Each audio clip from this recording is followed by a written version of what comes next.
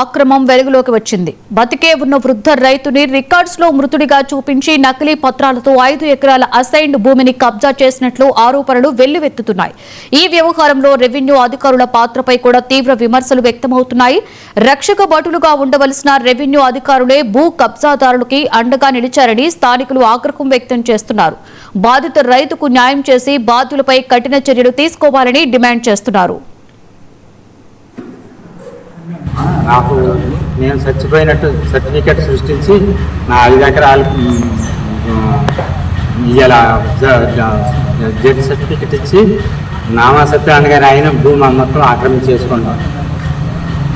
నాకు ఇక నాకు పెన్షన్ రాదు, నాకు రైతు భరోసా డబ్బులు రావు, ఇంకేమీ రావు. నన్ను పోషించే వాళ్ళు ఎవరూ లేరు. ఈ అధికారులు లంచాలు జీతాలు ప్రభుత్వం ఇచ్చే జీతాలు చాలక పేదవాళ్ళు కూడా పేదవాళ్ళకి అడుగు పట్టలు పడుతున్నారు. నాకు